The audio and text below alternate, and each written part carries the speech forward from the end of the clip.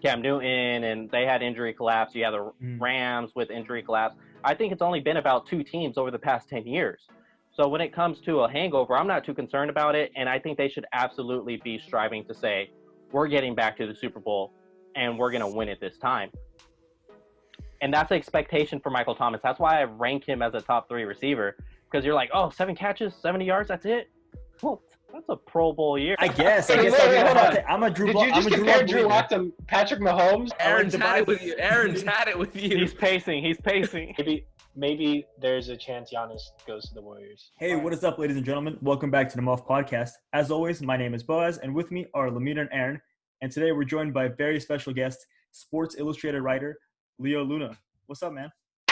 What's up? Thank you guys for having me. I appreciate it so much. Thank you. Thank you for coming on. Yeah. Of course, anytime.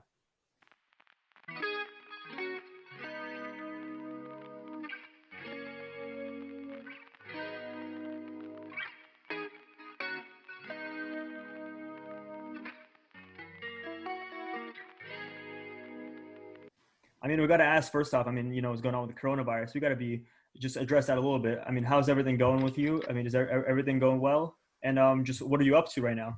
Yeah, everything's going well. I had a couple incidents in my family, but everything's been fine. That's good. They got over it, no symptoms. So that was definitely a blessing. Makes me feel a little more confident with myself because I see my bloodline able to handle it pretty well. And then what's going on? It's just been remote, baby. Just been from home, on my computer all day long, just living the life.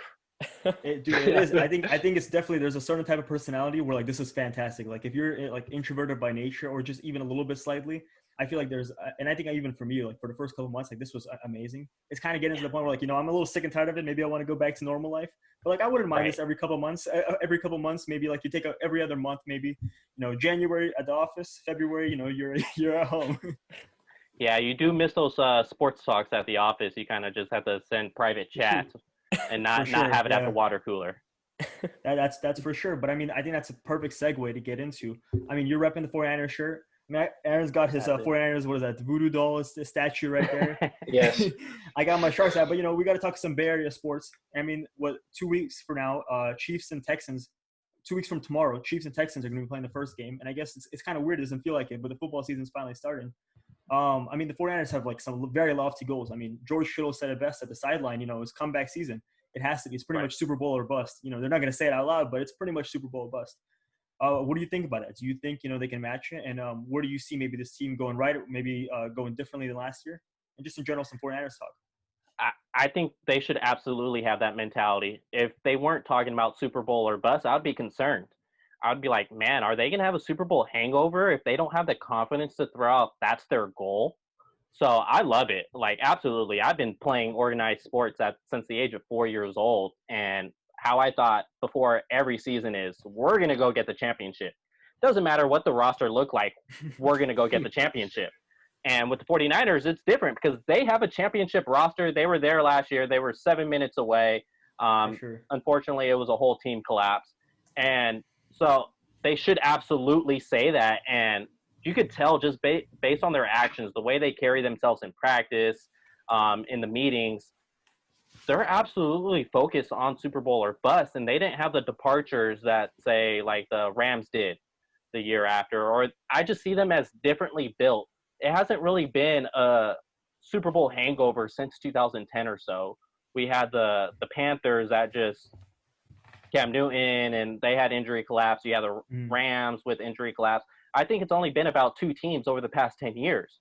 So when it comes to a hangover, I'm not too concerned about it, and I think they should absolutely be striving to say, we're getting back to the Super Bowl, and we're going to win it this time. Yeah, that's the hope, Dude, I couldn't agree more. I mean, I think you bring up a good point with the roster.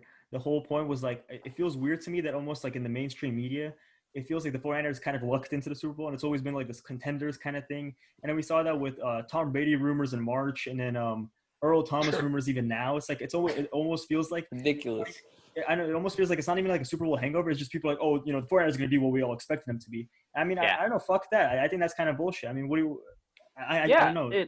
It's kind of like everyone said last year, they're a year early. Okay, so if they're a year early last year, why can't they get back this year? It kind of just doesn't make sense. It's just that haterade that people like to throw out there saying that they're going to have a hangover. It's, Jimmy Garoppolo has a full season under his belt now, and you're telling me he's in a decline after having an amazing win record like he does? Or like Jimmy Ward, who balled out like a top 10, top 5 safety as his first year ever as a free safety, and now he's getting year 2 at that spot. He's got Emmanuel Mosley. Yeah, Emmanuel Mosley was essentially a rookie. He had 0 defensive snaps in 2018, so they're set. I don't get the 49ers hate, to be honest. Like, this roster is so likable compared to like the early 2010 Seahawks roster or like the Patriots roster in general. This roster is so likable. Like, everything. One thing that sticks with me is if you don't have haters, you're doing something wrong. And I think that fits perfectly with the 49ers. Like, George Kittle, we love him. Like, he's a great guy. He's great to the media. He's great to the fans. He's great to everybody. But a lot of people outside of that 49ers bubble hate him. I don't get it. It's because he's doing something completely right. He's been the best tight end in the NFL. So it's just, if you have success, hate's going to come your way. Lemeter's got some hot takes about it. He hates the Seahawks fan with their Will Dissly comparisons to George Kittle. So that's like his biggest pet peeve. I don't know why. I mean, that's not even like close. Dude, Will Dissly by a mile. Yeah, Aaron, I'm with you all the way. Give me 16 games, and then we could have a conversation. I'm not gonna waste a tweet over that. The fact that we're even comparing Greg Olsen, Will Dissly, and Hollister to Jacob Hollister, to Jordan Reed now. Like, holy crap, Jordan Reed, George Kittle. I mean, Ross Dwelly was already a beast, and now we got Charlie Warner, who's also like he's looking good in the run game. I mean, this is going to be it's a good tight end group. That's just the beginning of the 49ers roster. Yeah. Like I said, it's probably the best 2 tight end. Well, second best in the NFL because I got to give it to Philadelphia. And then second, it's got to be the 49ers. And then if you're looking at top 4 tight ends just completely on the roster, it's 100% the 49ers because Ross Dwelly, he looks great. He beats the starters when they're doing one-on-one drills. And then Charlie Warner, not so much, but he will block the hell out of your defensive end. So it's exciting what they have at that tight end position. I remember Dwelly, the Cardinals game, right? The second time around at Levi's. Yeah. He was Kittle was out. Right. Dwelly was playing. He had like 2 touchdowns, I think. 1 or 2, yeah. I mean, he can play. 1,000% he can play, yeah. For the record, I've been a Ross Dwelly fan since the day one. Last training camp, I recognized him from afar. Well, check my guy Grant Cohn at Sports Illustrated. He's got Ross Dwelly as his cover photo. Yeah, I know. Last year on his daily 49ers training camp updates, he used to be like best Ross Dwelly and George Kittle. He used to put them up all the time. It's crazy. I mean, let's get into that. I like Grant Cohn. He has the Nick Mullins. That's probably his most controversial one. And to be honest, I was maybe like last year, I was a little bit kept up. Like, I was 2017. Those first 5 games that Jimmy won. I was like, holy crap! I'm on the Jimmy G bandwagon. And then he got injured, and Nick Mullins came in, or CJ Beathard came in, and CJ stunk it up.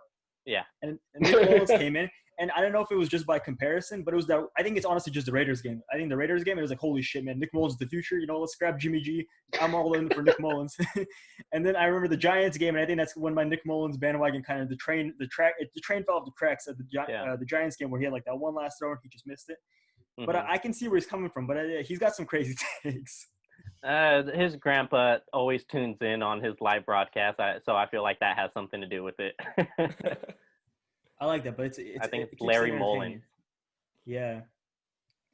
I mean, CJ Beathard, I remember, I don't know if you guys remember, but the very one of the first preseason games where he had like a 70-yard rushing touchdown. Against the Chargers. That was crazy. Yeah, that was crazy. That's like probably – CJ's a tough guy. Like, he's going to get bounced. Like, he's going to be hit, and he'll bounce back up. But, he just hasn't been able to put it together just yet. Mm-mm.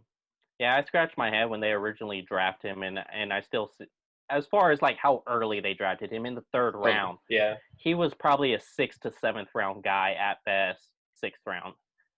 So I scratched my head when I saw a 3rd round pick by Shanahan on that one, and it just still kind of shows. I think he'd probably be off this roster if it wasn't for COVID.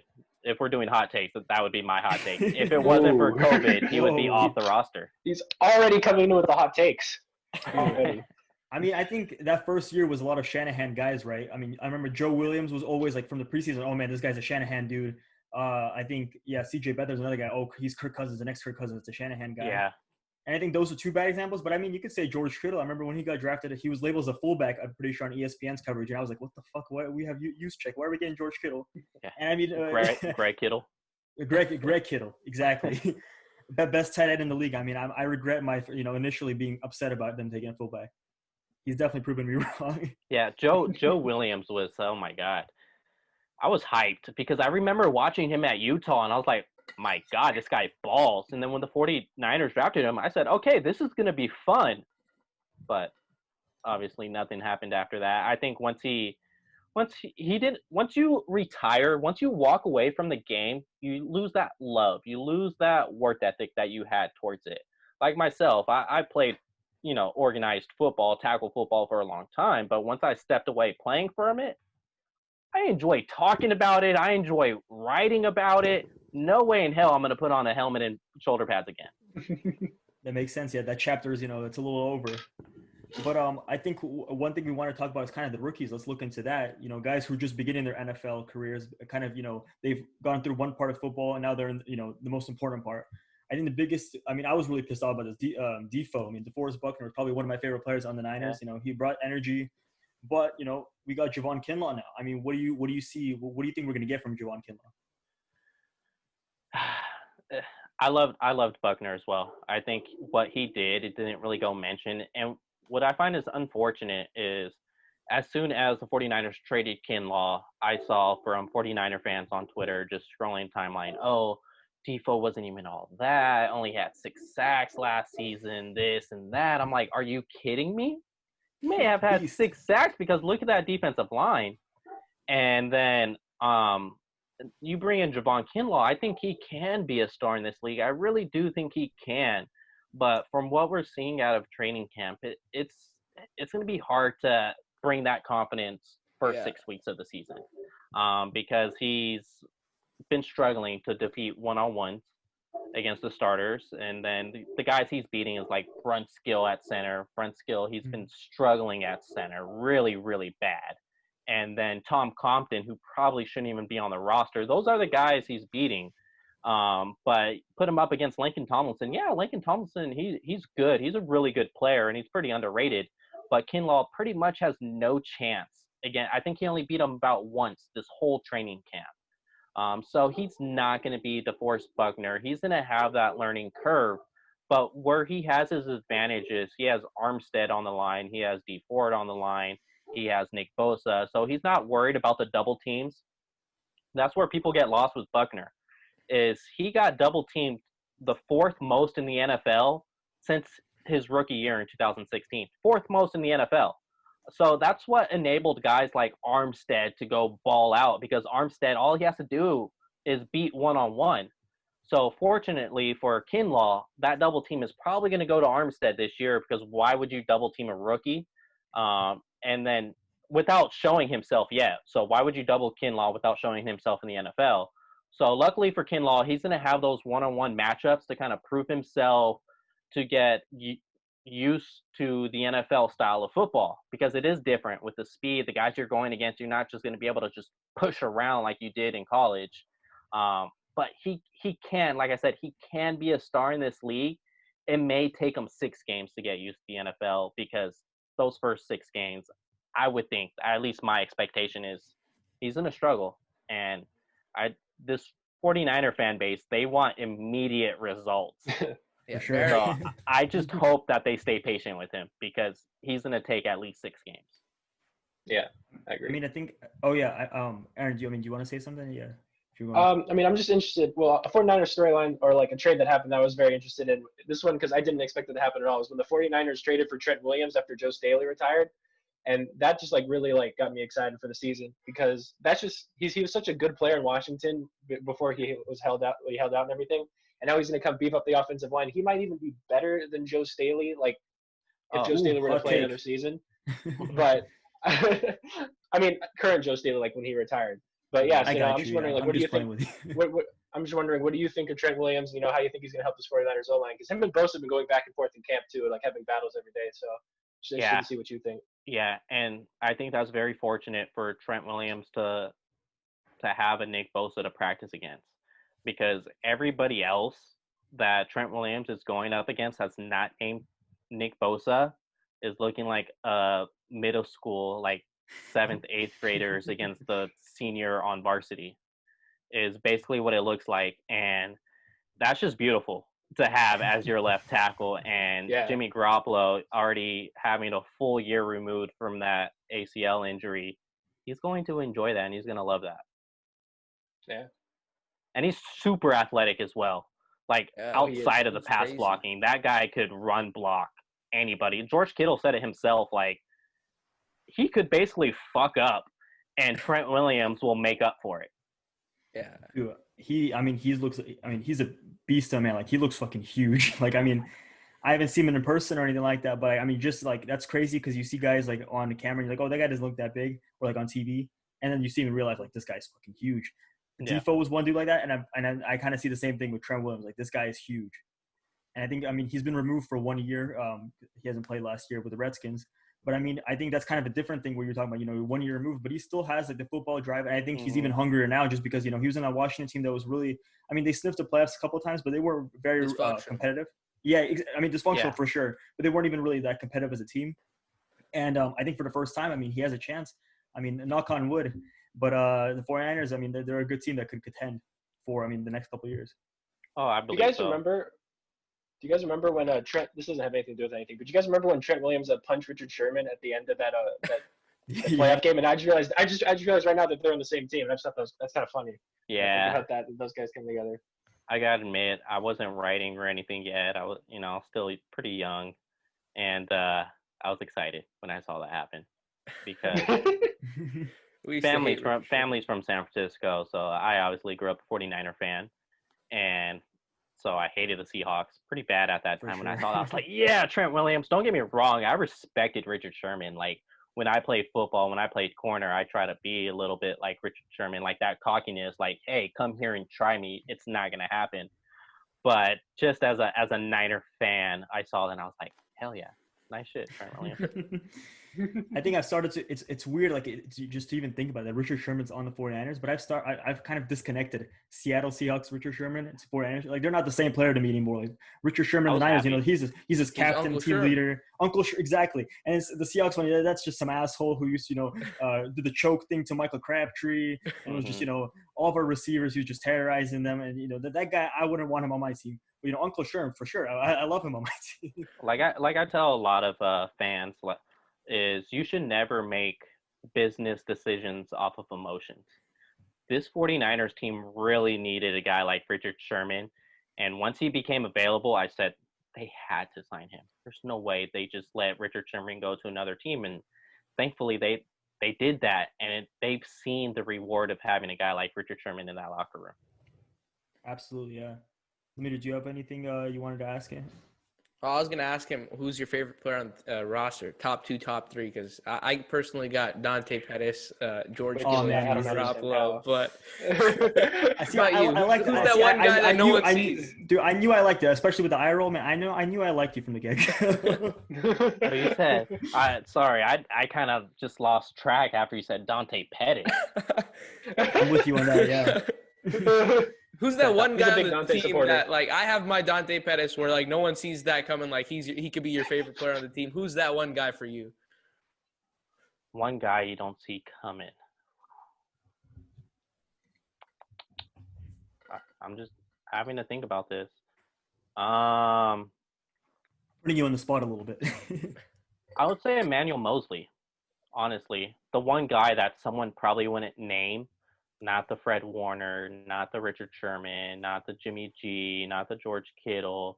I'm going to say Emmanuel Mosley because once you saw him on the defense, I don't know why they haven't named him starter yet. I feel like they just want to keep that drive of you have to earn this because that's what he had last season. Like all I needed to see was the Seattle game against DK Metcalf, and that was it. This guy should be starting.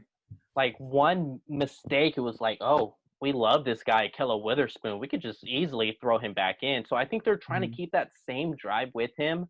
I would say Emmanuel Mosley because that kid can ball. Like, yeah, people could get off the line pretty quick, but his makeup speed is amazing. So I would say Emmanuel Mosley because once he's in that starting lineup, this defense, look what they did. Like, at first, that freaking Vikings game was a tough contest. And then as soon as you throw in Emmanuel Mosley, that Vikings offense got completely shut down and they did nothing the rest of the game. So I would say Emmanuel Mosley. Dude, that whole Seattle game. I mean, when Ahkello Witherspoon was out, I feel like they were only looking that way. Or when Ahkello Witherspoon was in, I feel like they were only looking at him, and it was just DK burning him every fucking play. Wilson knows Sherman. He doesn't want to try Sherman. That's true. Like, I think the only catch Manuel really gave up that was substantial yards was basically a play that just took way too long, and DK had enough time to come back to Russell Wilson for a completion. Other than that, he shut him down. Yeah. Lamita, I know you're a big Ahkello guy. You're still holding out for that, yeah. I love Ahkello. I love Ahkello. It's just his confidence issue is it's what's super going hot on. and Same thing with your boy Dante Pettis. It's just once they gain a little bit of confidence, they'll be good. But with Ahkello, it's just he could lock someone up. He has great coverage. Great coverage. He'll always be next to the receiver, but when that ball is in the air, like he just kind of just blanks out and doesn't know what to do. He's super hot and cold. Like, one week he could wow you. He could be like, oh my God, he's the best corner on the roster. Next week, he's the worst corner on the roster. I'll tell you that he's the most athletic corner on this roster. Like, pound for pound, no one matches his athleticism, his length, his speed, his agility. He's the best. And that's what's so frustrating. And that's why this staff gives him so many chances, is because they see all of that in practice. And I've spoken with the players, and it's like, we don't know why. Like, that this dude is a baller, but as soon as that ball's in the air, it's a little something different. I remember he worked out with Sherman, right, that one year. Yeah. And there was all those rumors, oh man, Ahkello Witherspoon's gonna be, he's gonna be a Pro Bowler, he's gonna be like crazy good. And I mean, I think Lamir's right, where it's kind of, you see flashes of it. And I think I see exactly what you're saying. I think he's probably the most athletic. He's so tall, he's so lanky, like his arms are just so long. It's just, I mean, you're right. I think he either blanks out, he can't track the ball, and then all of a sudden, his arms might be in the right position, and then all of a sudden the guy just moves around, and he like kind of, especially someone athletic as like DK Metcalf. I don't know, he's just who's coming to mind right now. But someone who can kind of like position their body and can kind of make these crazy kind of contested catches was just destroying him. Yeah, like I don't know what you guys played as far as sports, whether it was soccer, baseball, basketball, football, or just anything outside of sports that you were terrific at, but as soon as the shine, that light shines bright on you, you kind of just get a little nervous. That's the same thing. It's once he sees that ball in the air, it's kind of just like a shock. Like, oh God, what do I do next? But before that, he's just literally, look at every touchdown he gave up last season. He is right next to the receiver. He is right there. And that's why they give him so many chances. It's the only one, it was your boy, Michael Thomas. He had Michael Thomas locked up, but Michael Thomas legit gave him a swing move and pushed him off. This was in the fourth quarter. And I just feel so bad for the guy, Ahkello, because, like, that's a flag. That's offensive. When can you swim move on a corner? I don't understand. And but at the end of the day, no flag, touchdown. The Saints had to get hooked up. They messed them up in the playoffs. Every now and then the refs got to look away. Yeah, that's fine. Saints Twitter's pretty crazy. They're pretty wild, that's so true. I don't mind it. I think Michael Thomas Twitter, you don't even need to talk about the rest of the roster. It's just Michael Thomas Twitter. It's he's either a crybaby who runs slant routes, or he's your best receiver in the league right now. Yeah, I don't know how he's a 99 in Madden. Yeah, I definitely agree with that.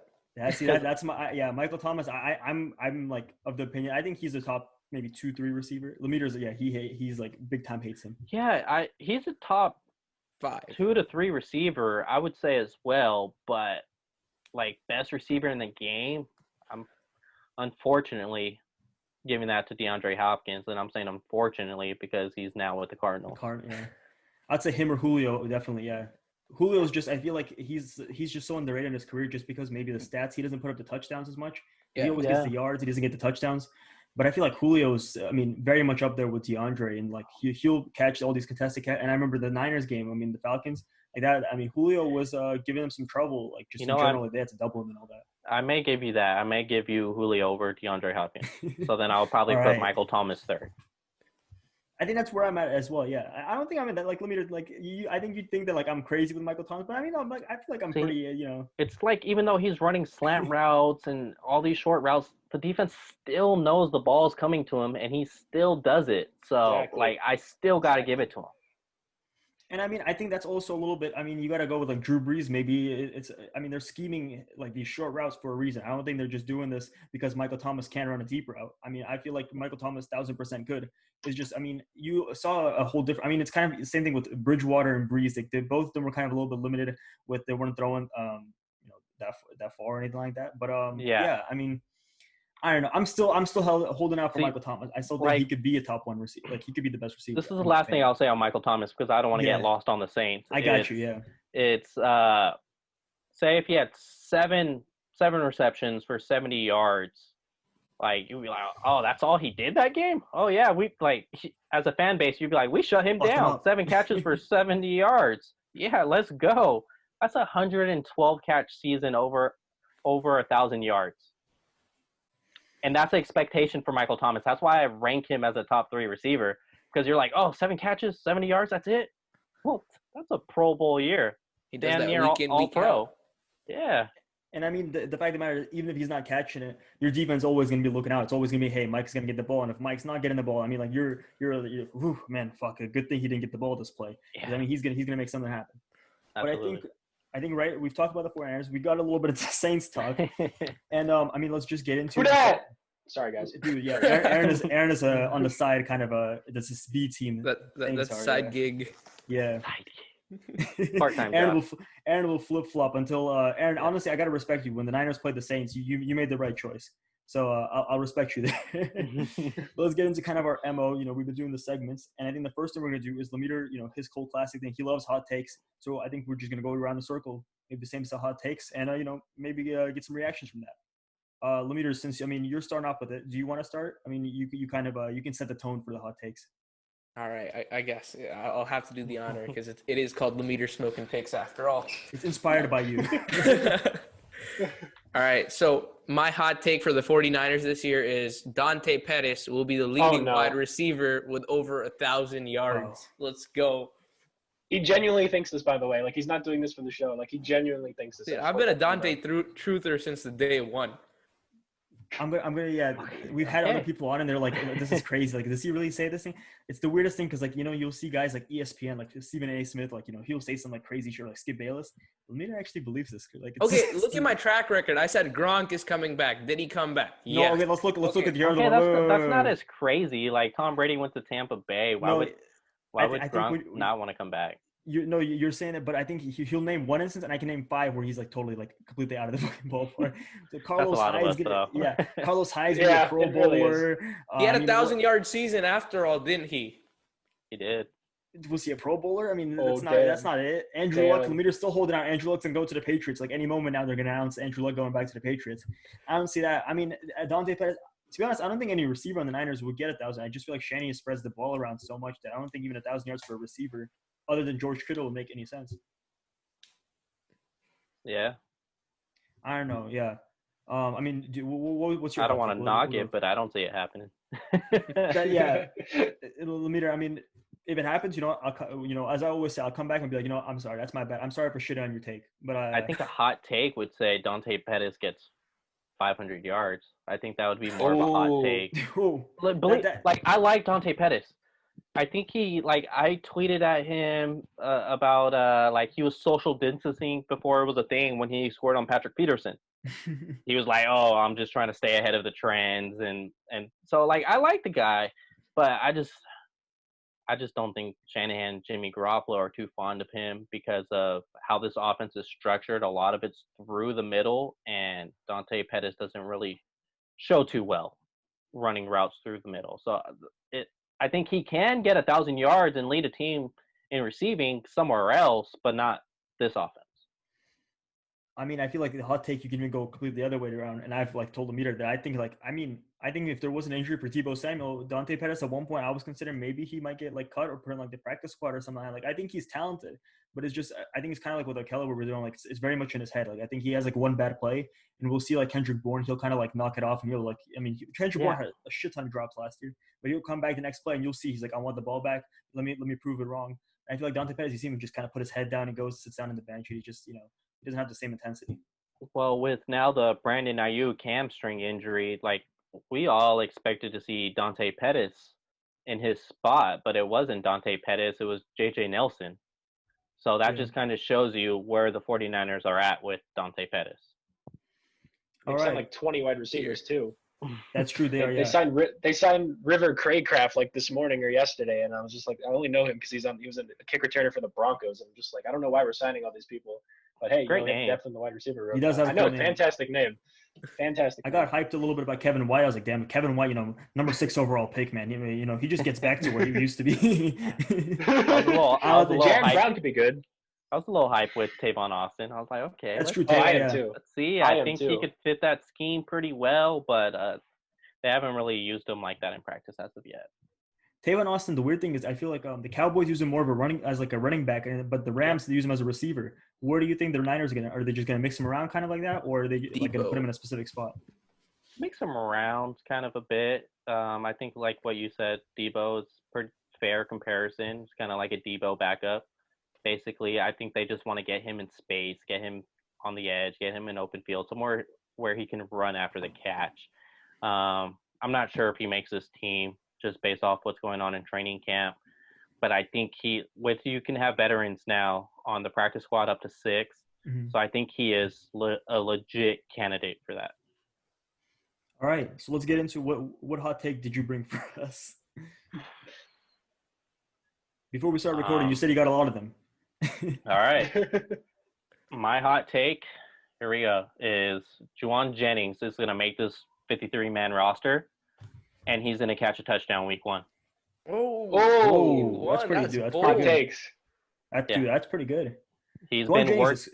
I mean, if he can like be what he was in college and stuff like that, I mean, he brings something the Niners don't have for sure. Size. They've been working him in the red zone. And he has 4 touchdowns in training camp so far, all coming in the red zone. So that's going to be my hot take is he's going to make the roster. He's going to be that 6th receiver, and he's going to get a touchdown week 1. I like that, yeah. That's definitely a story to be looking out for the season. I think the guy that I'm going to go with, I already kind of tipped, I'm a Kendrick Bourne guy. I think that, and I feel like maybe I don't think it's that wild, but I think that Kendrick Bourne can lead the team in receiving touchdowns. I feel like he was just this crazy red zone target, and I feel like, this year, what you see in training camp, like all the reports coming out that he's, he came back, he's still working hard, and he's, still impressing the team. And you see him, he has a good connection with Jimmy. And I think was the stat that he has where like more like majority of his catches were going for first downs or touchdowns. So I feel like, easily speaking, if Kittle gets blocked, gets double covered or like more now or something like that, easily I could totally see Kendrick Bourne leading the team, especially in the wide receivers. I think he'll be the receiver with the most touchdowns, but I could see him just in the team just having the most receiving touchdowns. 100% seeing that because they don't use George Kittle that often. He only has 12 touchdowns in 3 seasons. Yeah. And I think he tied last year with George Kittle with 5. So I could definitely see that. What he's good at, what they really haven't used him much is that 50-50 ball. He's really good at the 50-50 ball. And he reminds me of, honestly, a little bit like Des Bryant. Des Bryant was a lot faster than him, but Des Bryant was really good in the slot as a slot receiver. So was Kendrick Bourne. Des Bryant won a lot of 50-50 balls, and I believe Kendrick Bourne can win a lot of 50-50 balls. I think it's mostly just because he doesn't have the size. I mean, you think 50-50 ball, you think like this huge 6'3", 6'4", 6'5" receiver. Type. That's what you think like Juwan Jennings. You're like, oh, I could totally see him, getting the first touchdown. I could see him totally being beast in the red zone just because he's got that size. But I think you're right. Kendrick Bourne kind of plays with that physicality, and he plays a little bit. I see like kind of the Debo thing where the Debo brought in, where he kind of plays like a running back. I feel like Kendrick Bourne plays a little bit like that. It's just a little. He's definitely, if we're going to talk about just pure talent, I'd probably say he's definitely. I would even say he's below Dante Pettis in that regard. But I think he works at it hard, and that's part of the reason why I like him so much. I can respect that. Yeah, I wish they could keep him around because he's just so fun to watch on and off the field. But he's probably going to get, with everything that's going on with COVID, the 49ers probably don't have enough money to keep him. But oh god, I think he's a talent. He's a talent. 100%. Then I guess I gotta hope that maybe he doesn't have the touchdowns just for next year. I think regardless, like even if he doesn't lead the team in touchdowns, like someone's gonna want to pay that guy, and that energy he brings, like you could tell, he's not someone you have concerns about. He loves football. For sure. All right, Aaron, you're gonna finish us off. I think you got to bring the hottest take here. I mean, after Lemeter's Dante Pettis one, I don't think I can top it.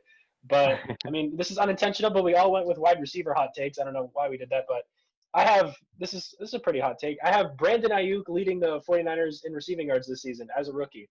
And the reason I can see that is because Shanahan loves this guy. I mean, I didn't really know who he was, if I'm being honest, before the draft. When we drafted him, I was a little surprised because I didn't really know who he was. But I looked him up, and the thing that stood out, of course, his wingspan is what everyone talks about, how it's 1 inch shorter than Megatron. So, Jimmy can throw it a little off target. He can still go out there and get it. And, he's very fast, and, he's just got all the measurables that you want in a wide receiver. And then we saw Deebo Samuel have great success in the system last year as a rookie. So, I believe in Brandon Ayuk, and I think he's going to be a top receiver for Jimmy Garoppolo. And the reports are coming out that Jimmy and him are having a great connection already in practice. And that's important, especially when there's no preseason games this season, to have them already start to get a connection. So I think he might be like on the shelf a little bit weeks 1 and 2, just so he can get like a little more used to the offense. But I think down the line, I think he'll start making some big games and hopefully lead the team in receiving yards, because that's what I'm going with.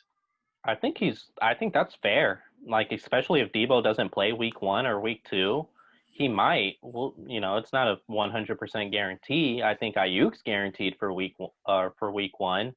I've strained my hamstring before, and week 1's probably about 3 weeks away from when he did that. So he's got enough time to recover.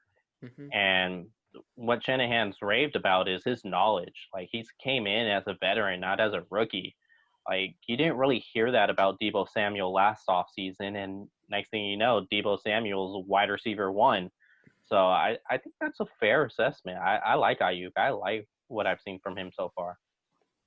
I think, Aaron and I were both coming into the draft. We were both CeeDee Lamb guys. We were going like, all right, 13th pick, let's take CeeDee Lamb. I wanted him. About Jerry Jeudy, man. And I know, Jerry. I wasn't that. I was like, okay, if CeeDee Lamb gets taken by the Jets, then all right, let's take Jerry Jeudy. I guess that'll be the second one. And neither one. It was Javon Kinlaw. I'm like, okay, maybe they'll trade back up, because CeeDee was falling, and then the Cowboys taking us like, shit, what are we gonna do? And all of a sudden we trade up. I'm like, all right, what are we doing? I don't know, what are we doing? And then Brandon Ayuk. And I think over the months, I've kind of like the first initial impression was kind of like, I don't know, man. I don't know much about this guy, but I think as more you hear, especially with like the whole ASU connection with Herm Edwards and John Lynch, and then especially what you're saying in the training camp with how he looks like a veteran and he's standing out with Jimmy. I think Aaron is right. He could be someone who maybe even if not this year, for sure next year would be like a standout player on the 49ers receiving room. Yeah, and his mom is a 49ers fan, so he's got that in his back pocket. Yeah, and see, this is what I was going to say. I think Jerry Jeudy can be like a multi-Pro Bowler, or even Ruggs has that potential. I'm not too high on him, though. This is where my concern with those two came from, is they weren't even the best receiver on that Alabama team. So why am I going to invest a top 15 pick on someone who wasn't even the best receiver on their team? For sure. I guess. Fair point. Hey, so are you a Jalen Waddle guy? Huh? Would you say you're a Jalen Waddle guy probably next year? Someone, I mean, probably not for the Niners, but just in general, look out for next year's draft. I've seen more of him on special teams than just as a natural receiver. I like Davion Smith from them. Oh, yeah. He's a good player. All right, yeah, sorry. Let me go ahead with your Trent Taylor. I was going to say, shout out to Trent Taylor. We've mentioned all these receivers, but not Trent Taylor. So he's been having a great camp from what I'm hearing. Yeah, he's probably not going to get a high target volume, but you need a 3rd and 7. He's going to get 9 yards for you. So he may not be there high in targets, but he may be 4 targets, 4 receptions. And that Bears game, 2017, that's all I can think of. Like that 3rd down, Jimmy just slinging it into him. It's almost every play, like you see, just Jimmy's only looking at Trent. Like Trent's his guy. Jimmy loves Trent. Yeah, we were just missing it last year, and I think maybe that's the reason Niners fans, we talk about Ayuk, we talk about Deebo, Dante, KB. I think the guy you forget about is Trent Taylor, but I think, especially what you hear, I think last year, right, everyone was saying in training camp that he was the standout receiver, and this year you're kind of hearing the same thing. So yeah, hopefully, maybe he can stand out this year. Yeah, and Jimmy was great on 3rd down last year. And I know these receivers are young, but I think they could be real. I think this is the most talented receiving core the 49ers have had in a really long time. And I think they will prove themselves. Hopefully, yeah, dude. Hopefully, I mean, I think that's going to be integral for a good, just for a good season because we've seen like injuries to running backs, stuff like that, and injuries will happen, especially with coronavirus.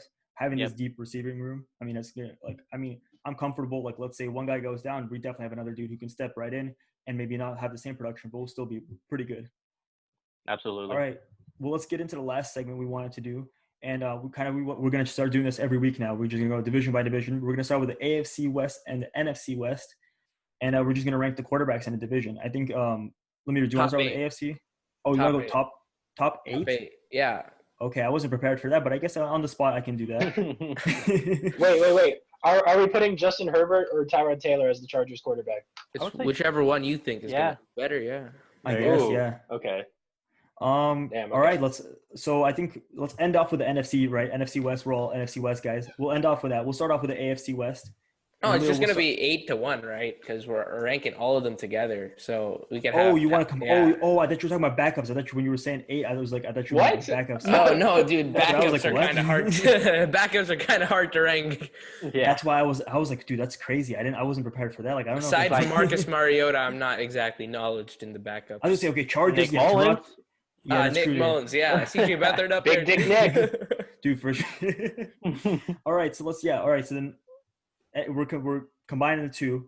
How are we gonna do this? We're just gonna go with 8 and go in the circle, or we're just gonna list 8 in a circle, 7 in a circle.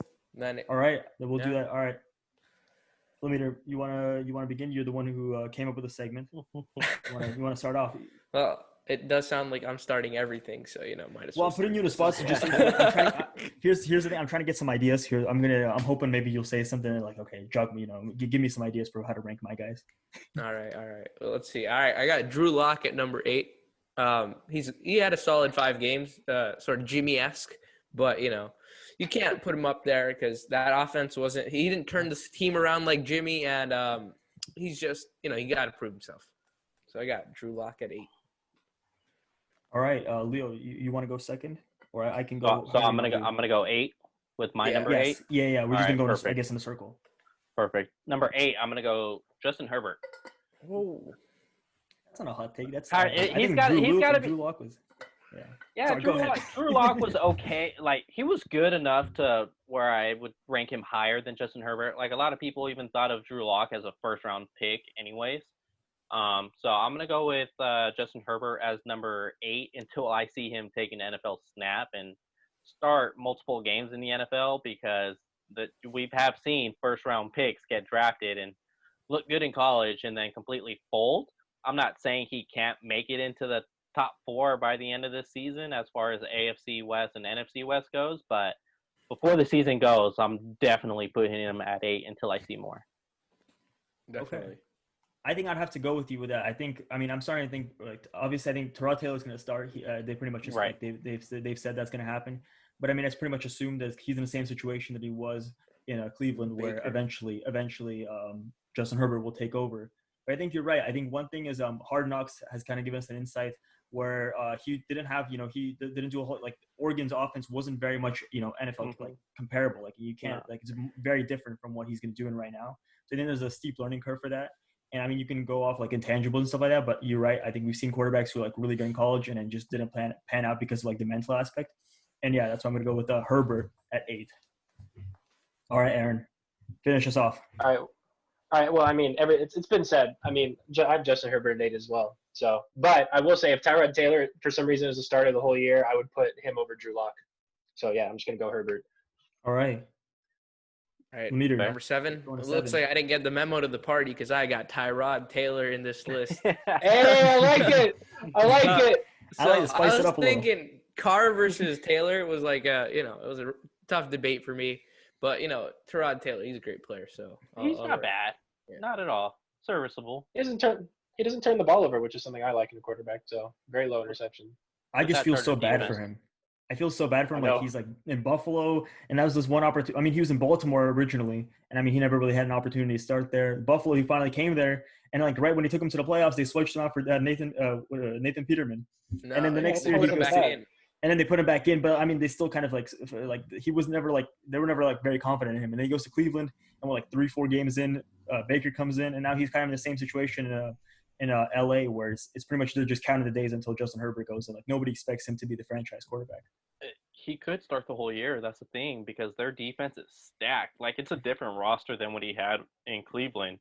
And For sure, yeah. so he could definitely win some games with that Chargers team. I think I saw today Mike Williams is going to be out with some time, but he still does have Keenan Allen and Hunter Henry as guys to throw to, and Eckler's great out of the backfield if he decides to throw to him as well. So he may start 16 games. That would not shock me. Yeah, especially with the Corona, and like maybe he's not as much development as he would in the regular year. But let's go to you. Who's your number 7 guy? So number 7, I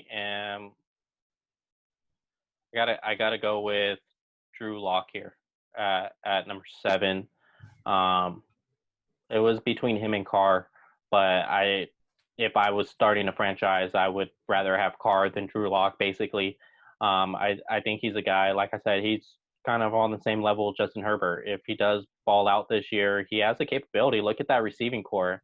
They're pretty stacked. Like, no one's talking about it. So I could see him being top 4 between these two divisions next year. But right as of now, he's number 7 for me until I see more.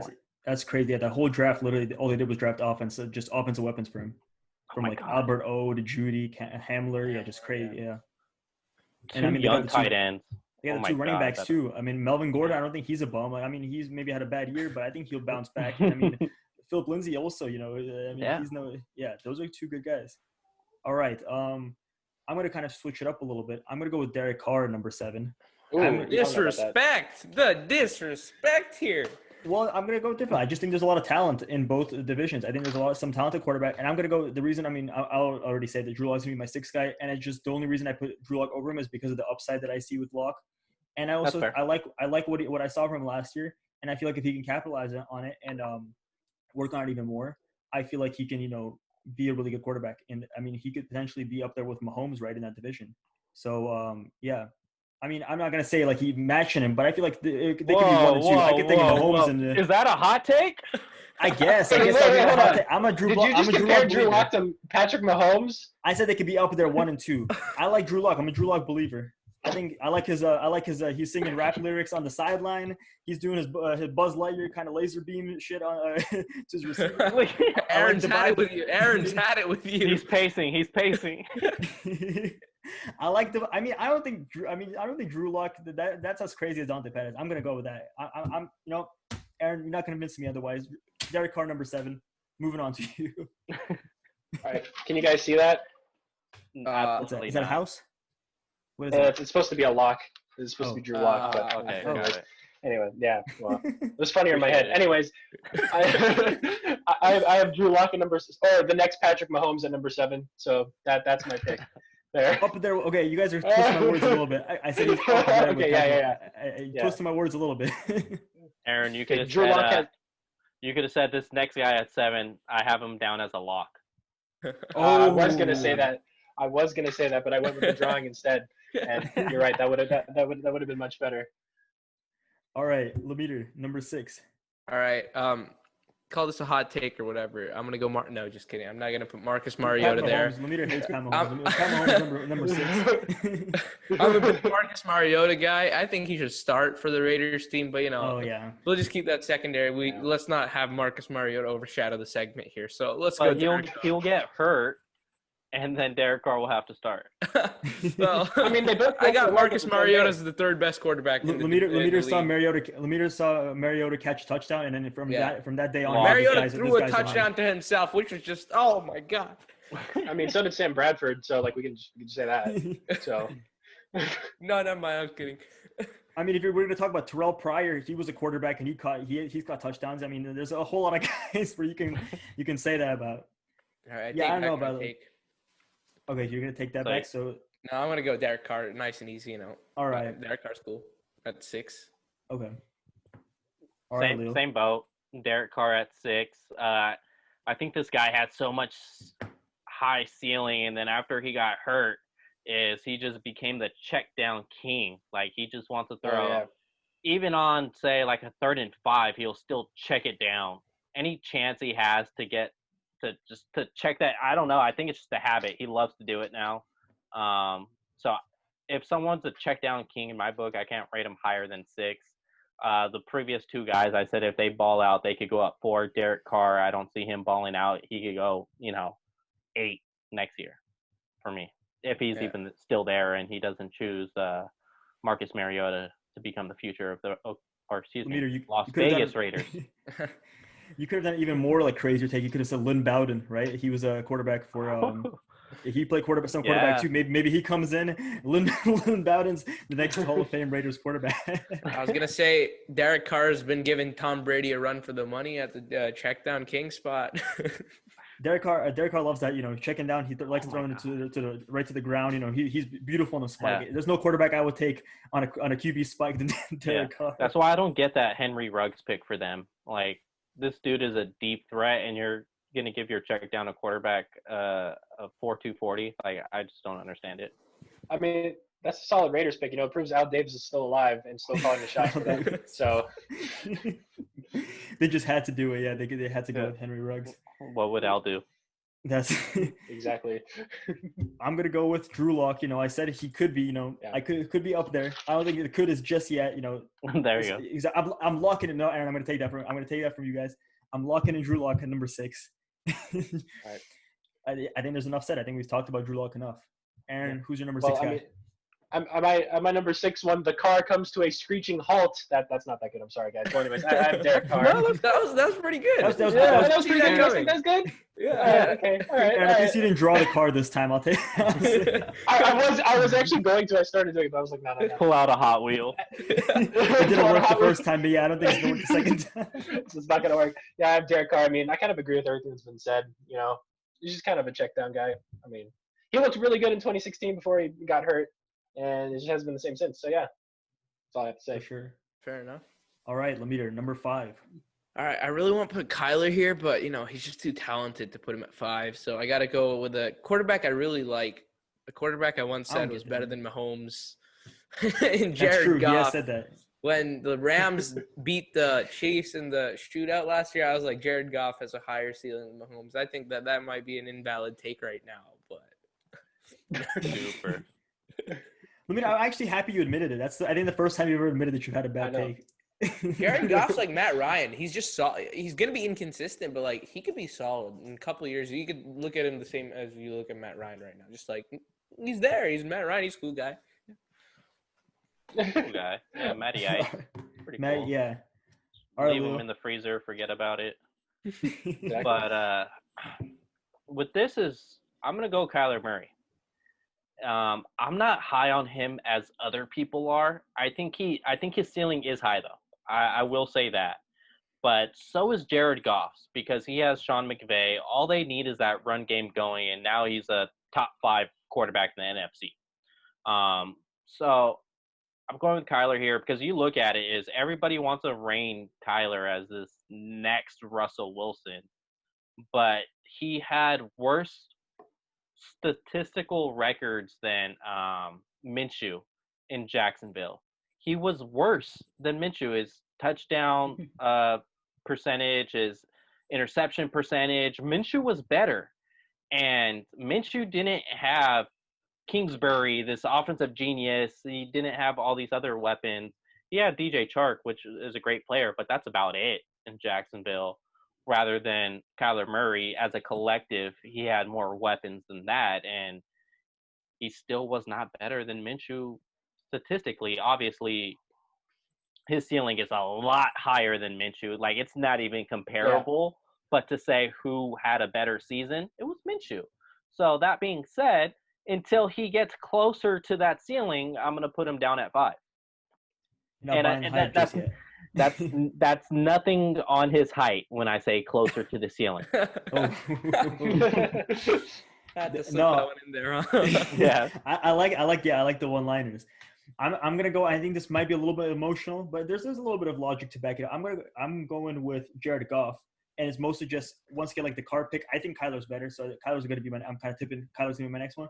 With Jared Goff, I mean he's a solid guy, but I think it goes to say there's a lot of talent in both divisions. To put that Jared Goff would be, you put him in some other divisions, I feel like he could be number 2 or number 1 in that.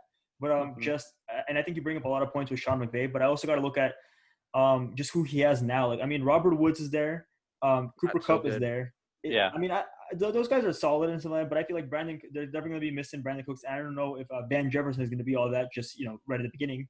Obviously, Todd Gurley, they're missing that, just that beast of a runner. I don't think Cam Akers or any of the guys on that team are going to be that like just yet. So that's why I see like, yes, you can say like Sean McVay is super talented, and yes, you can be like, okay, there's all the potential in the world, but I think just for this season, especially, I can say I just don't see like him, being as good as he was before. I feel like he'll regress a little bit, and that's why I mean, and that's kind of the opposite of what I see for Kyler. I feel like his team just got exponentially better without the targets they got. I mean, especially DeAndre Hopkins, which is why I'm going to rank Goff at 5, and then Kyler will be my 4th guy. Boaz, I thought we were ranking quarterbacks, not the entire team here, but. Well, I mean, I mean, you got to be. You're not just you're throwing to somebody, right? You're not just you got to be throwing to somebody. I feel like Cooper Kupp is an elite from the slot. Yeah, Cooper Kupp's a beast. That first like week 1 through 8 fantasy football, I had Cooper Kupp. I was saying like this guy's amazing, and then he just I don't know where he went. Cooper Kupp turned into I don't know, man. He just defense figured it out. My brother traded me Godwin for Kupp on the week 8 deadline. I was so blessed. Oh, you call him your brother? You call him your brother still? All right, Aaron. Who do you have for number 5? I really wanted to put Kyler here because he screwed the A's over and he didn't sign with them, which was the right decision, by the way. I'm glad you're not making an emotional decision here. Basically, you hinted to us. I'm going with Jared Goff, and the only reason I think Goff is better than Kyler right now, but I think Kyler is going to just take another step next year, and I see him. I see Goff kind of staying where he's at right now, and then I can see Kyler potentially getting better, and that's why I have Kyler over Goff right now. And Goff's a solid guy. I feel like people hate shit on him too much, but he's a solid quarterback, and I think the Rams he can win games as the Rams starting quarterback. So yeah, I've heard like Jared Goff's his dad won't even take interviews to KMBR anymore just because KMBR just basically shitted on Goff since he's on the Rams, which is fair. Yeah. But now like he won't even make any type of presence on KMBR. Wow. I didn't hear about that. That's fair, though, because, I don't think Jared Goff deserves the hate he gets. No. Like Colin Cowherd says, he says this about every quarterback, but he throws a nice ball. Like, I mean, I just feel like he's the reason is he's the number 1 overall pick, and I feel like it's also just he doesn't do anything flashy. I think it's kind of like the Matt Ryan thing, where like you look at Matt Ryan, like, yeah, that's a good quarterback. You're not going to be. This isn't like Russell Wilson where he's scrambling out like 5 guys and he's just still making a throw on the run, or Patrick Mahomes slinging the ball, not even looking, across body. He's not going to do that or anything like that, but he's a solid quarterback. And I mean, I think the Matt Ryan comparison, I feel like it's actually pretty accurate, just in the fact that like they're going to do their job. They're going to get the team. Like they're definitely not going to be bad for the team, but they can elevate the team a little bit, but they're not. I mean, they're not flashy or like some like ESPN top 10 highlight plays. Like they're not going to be doing that. Right. All right, number 4. Where are we at? So, okay, Goff's out of the way. I'm not putting Jimmy at 4. No way in hell Jimmy goes to 4.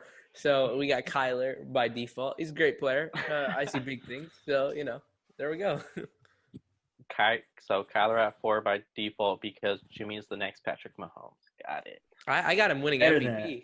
He's Johnny Unitas times Tom Brady times Patrick Mahomes times Walter Payton with his rushing ability now that his brace is gone.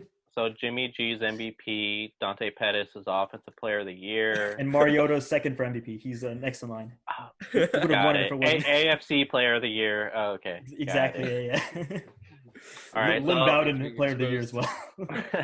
Rookie of the Year. He's up for it. He's up for it. So I got to go Jared Goff here. Knowing like I'm not choosing Jared Goff over Jimmy Garoppolo. Just because Jared Goff has lost a lot more than he has won in his career. And with Jimmy, it's been the opposite. And Jimmy's done it with terrible teams. Like we said in 2017, he went 5-0. Before that, they could only barely scratch out 1 win against a terrible Giants team. And so with Jared Goff, like I said, I have him over Kyler just because Kyler, he does have a high ceiling, but so does Jared Goff. When he has everything's clicking for him, he's a top 5 quarterback in the NFC. And I think he might have a chance to get there because Robert Woods, he's a baller. one of the top route runners in the league. No one really talks about him. Cooper Kupp is one of the best from the slot. What does Van Jefferson do? Gerald Everett is their number 2 tight end. They may have their number 1 is Higbee, right? Higbee. So they may have like the number 3 tight end tandem in the NFL because Everett's pretty solid. Higbee showed out a lot last year. Mhm. And if they could get that run game going, they could click on offense. I don't think they're contending for a playoff spot. Maybe for a second wild card, they may end up somewhere around 9-7 once again. But I think Goff, he still does have a high ceiling. And it's obvious he was number 1 overall quarterback when he was selected. Yeah, I'm gonna go, and I think it's a lot of it is emotionally. Kyler Murray is who I'm gonna put. I can't. He's a put him over baller. Jimmy. He's a baller. I think one game for sure is. I mean, the 2 Niners games, the one on Halloween, and then a few weeks later when they played. I mean, the Cardinals team, if you look at it, they have no business being anywhere close to the Niners. They shouldn't be anywhere close. The score should not be as close. Like both games came down to the wire. They have no business doing that. And I think a whole lot of it can be attributed. Yeah, you could say Cliff Kingsbury and his play calling, but I think Kyler Murray and what he was doing to the Niners defense with his just how fast he's. Like I think. Maybe I would say he's comparable with Lamar Jackson with the scrambling ability and just the speed that he like. I mean, both guys didn't run their 40s, but I would say, dude, Kyler Murray is fast, and I mean, he's got a nice arm too. Just for like, I mean, you can make all the hype jokes, and I made those when he got drafted. He's got a nice arm. He's pretty fast, and I mean, I'm just looking at DeAndre Hopkins, and I'm kind of saying like, I'm a little bit scared. Like, there's a team. I feel like in the NFC West, there's a team that I'm scared of as a 49ers fan. It's kind of the Cardinals. They're an up and coming team for me. Yeah, one thing I forgot to say about Kyler is that he's really smart. He knows when to sit down. Unlike Lamar, who goes for all the jukes and all the flashy plays, Kyler knows when to slide, when to sit. He knows how to take care of that. Yeah. All right, Aaron, number 4. All right. Well, my number 4, I have former A's outfielder Kyler Murray at number 4. And, I mean, I kind of said. There's still a chance. Like, He can see, maybe his NFL career will blow up and he'll come up. Yeah. I mean, he made a very smart decision because now there's no minor league baseball at all, so he would not even be getting paid at this point. So, anyways, Kyler Murray, he's just a fantastic quarterback. I mean, like he said, he didn't have a better season than Minshew, but I think he has a very high ceiling, and he's a guy that's going to add something in the run game, even if he's not putting up like Mahomes numbers or like Wilson numbers. Like he's going to add something to the offense just by him being able to run, maybe bring back the read option. That's not happening, but he can still do something out there. So, I think if you have a quarterback who's a scrambler, it's going to be an advantage to your team as long as he doesn't get, he's not running over the middle and getting hit by the linebackers and risking his health. But yeah, I have Kyler Murray at 4. All right. So you were saying that that Kyler Murray knows how to slide and get down really well. I wonder if he learned that with the A's. Dude, those are skills that are maybe a few years down the line, maybe if it doesn't work out with the Cardinals, those are definitely skills you can transfer over to baseball.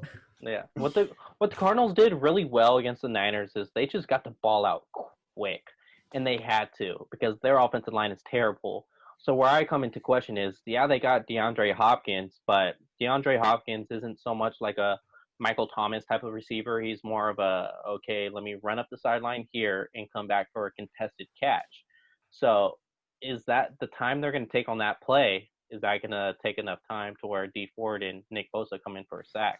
We'll see. Oh, look at that. He started this. Look at that. That's true, but I would also say that I think with DeAndre's presence there, it also opens up guys like Christian Kirk. I mean, Larry Fitz as well. Like we can't forget, Larry Fitz is almost. I mean, the guy he's got one foot in the retirement home, but he's still he can make a few catches and stuff. Oh, like he can. Yeah. I remember Kirk dropped in San Francisco or Santa Clara last year. He dropped a big third down play, big time, and that would have probably kept the momentum going for Arizona because I think that was just right after the 49ers scored their first touchdown, started clawing their way back in because it was kind of night and day between 2 games. One game, Arizona had to try and come back, and the next game, Arizona was up like 17-0. Yeah. And Christian Kirk, he just dropped it like straight up. So we'll see. He should improve, though. I just found that interesting when you said it could open things up with Christian Kirk because I think Kirk is a baller. He just has a little drop struggle. For sure, yeah.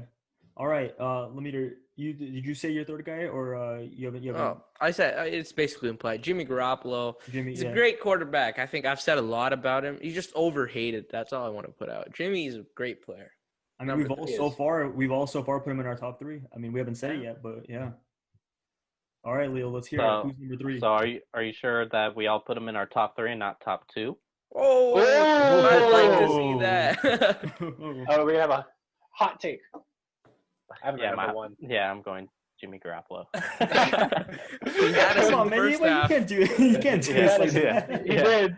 He did. Yeah, I had you guys in the first half, but I'm not gonna lie. I had a tweet lined up with the clip and everything. We're like, oh my god, check out what Leo Luna had to say. But yeah, it's got to be Jimmy Garoppolo here. Similar to Russell Wilson and Jared Goff, like he's young in his starting career, and he has less starts than Baker Mayfield. And look at the 2 differences between those quarterbacks and what they've 100%. Done in the league. Baker Mayfield hasn't even made the playoffs yet.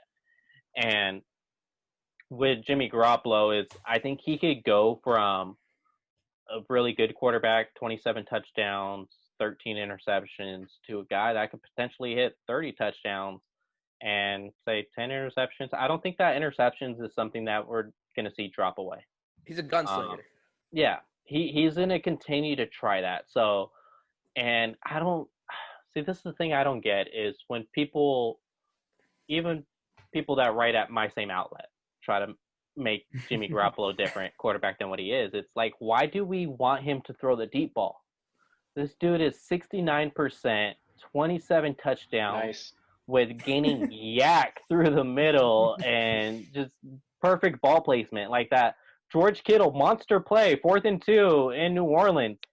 Jimmy Garoppolo places that anywhere else.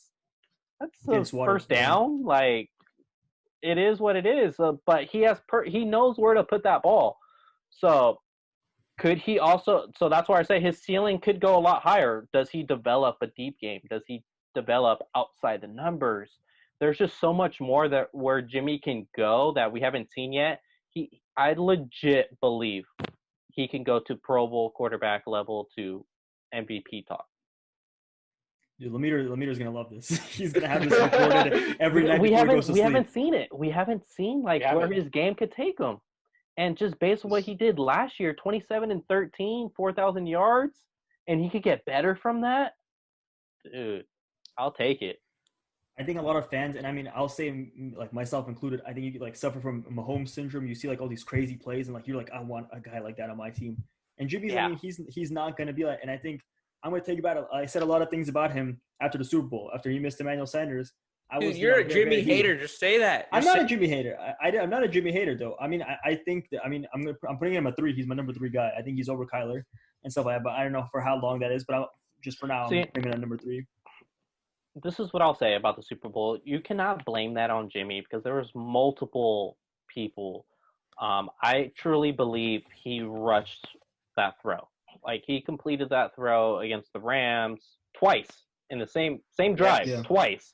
So I believe it was truly rushed. He had pressure coming from the edge. He had pressure coming the inside. So he was off on his timing. I think you could blame him for that. That's fair. The last final drive is what upset me because I feel like there was a couple open guys and it got batted by Chris Jones. Yeah. And then with that last final throw, it's kind of like we saw, you're right, with the Rams where he did that. That's the reason. Like if he never completed that before, I can just be like, all right, Jimmy's not a good deep ball thrower. I can blame it on that, and that's it. But it's the fact of the matter that he's done it before. He did in New Orleans to Emmanuel Sanders, but he kind of underthrew it, but Emmanuel came back to it and got it. Yeah. He did the same thing against the Rams, literally pretty much the same play. Yeah. New Orleans Rams, same play, and it's the same exact play was drawn on the Super Bowl. And the fact of the matter is that I've seen him do that play. It's kind of what pissed me off. But I mean, yeah. So it's like the thing is, it's known for Jimmy to underthrow the ball. So the fact that he threw the ball, that means he was rushed to throw it. He had to get rid of it, or else that ball was not even getting nowhere near Emmanuel Sanders that it was. You could even relay and say, okay, Emmanuel Mosley, 3rd and 15. You could jump on that more than Jimmy Garoppolo. True. Like that was a much more manageable play to complete. Or I think Kendrick Bourne, he ran the wrong option route. He ran a comeback route instead of doing a post corner on a 3rd and 15 in the 4th quarter. That's when Jimmy Garoppolo threw it to the sideline, and Shanahan and all the other coaches were so upset. It's because Kendrick Bourne was supposed to do a post corner. Instead, he decided to do a comeback. And then I believe there was another instance is when Patrick Mahomes ran the ball in.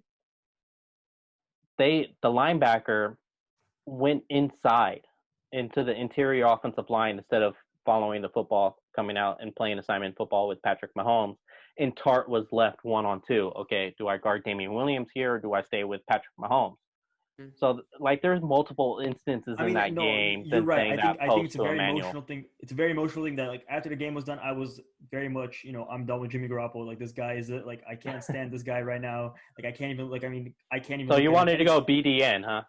Dude, I was for a little bit. That's why I can see like the grand. Like, I was like, maybe Nick was better. Like, do you remember that Raiders game? Like, he was so good that game. Like, And then I remember that Nick Mullins had that one game in Chicago where, like, he had a bunch of deep balls where you just couldn't throw them, and it kind of reminded me, like, maybe he could have ran for the first down in that game. Well, no, the other one is, maybe CJ Beathard, maybe go back to him. That's a lot of thought process that came through. But I've come back. It's been a few months since the Super Bowl. Tough.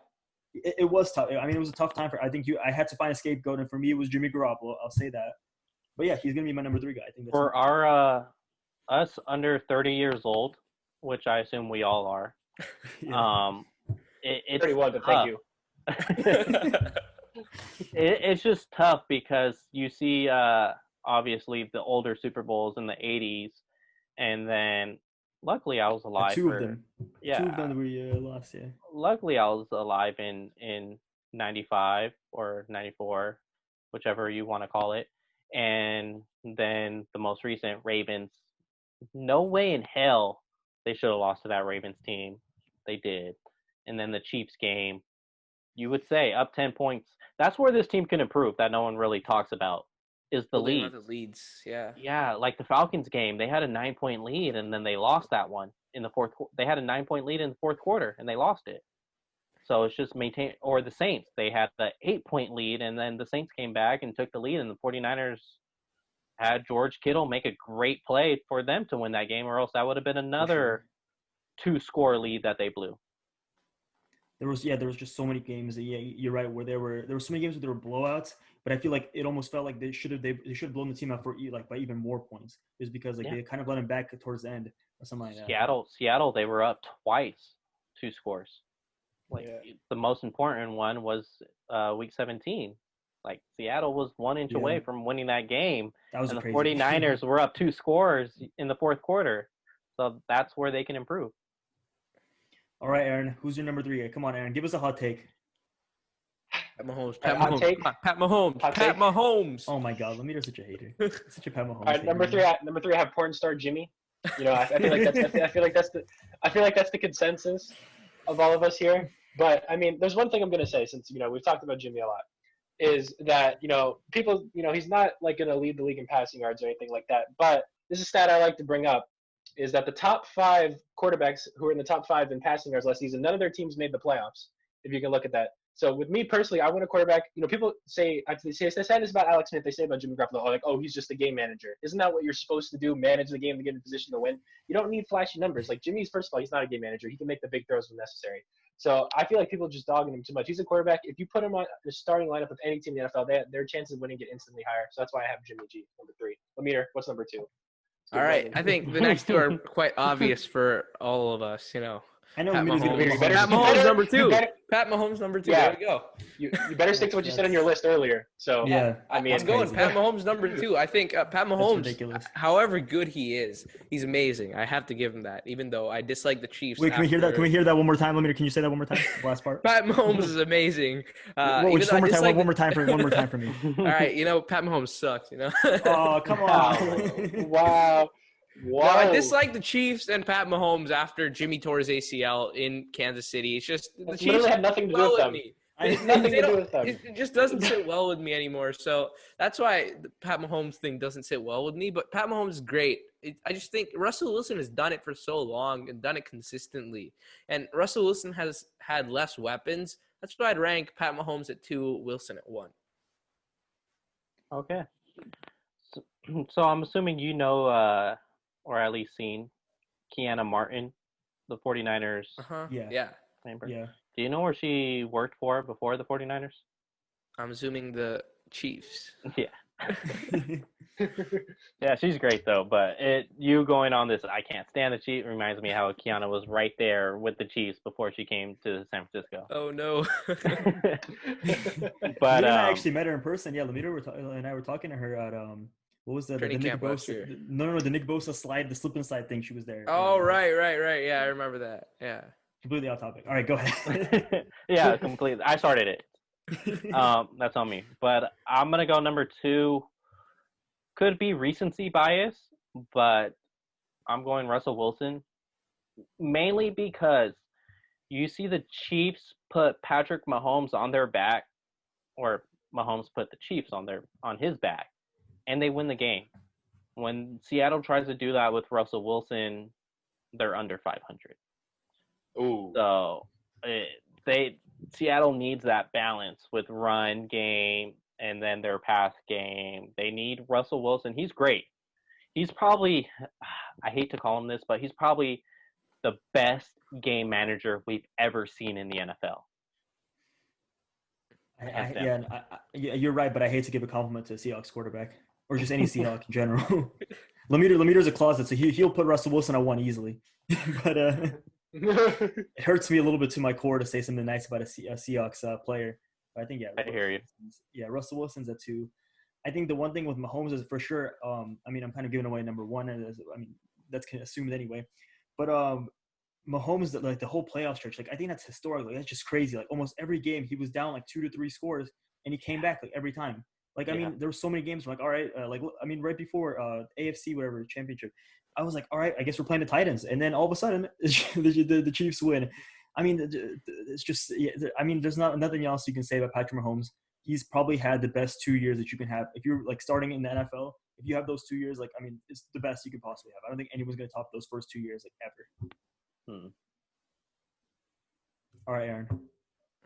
Well, you guys were flexing your celebrity, meeting stories. So, I have to do a quick flex here. I met Colin Kaepernick I saw him first in an airport bathroom, and then met him, and then actually talked to him at an airport. We don't need to know what else happened inside that. No, nothing like that. I saw him, saw the cats, and then I ran into him later, and I'm not gonna come up to him in a bathroom, so I ran into him later in the Pizza Hut. For sure. I was just like, go Niners. And that was it. And also, I saw John Gruden while I was strapped up to an EKG machine in New Orleans in an airport as well.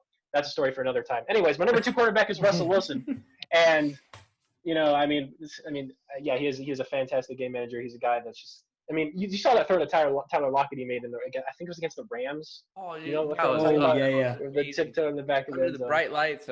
They showed that commercial so many times, the Amazon commercial. They showed that play so many times to make me feel like I can't watch it anymore. Yeah. I think it's in those ugly greens too. Yeah. Oh yeah. Oh, it was. Highlighter green. It was.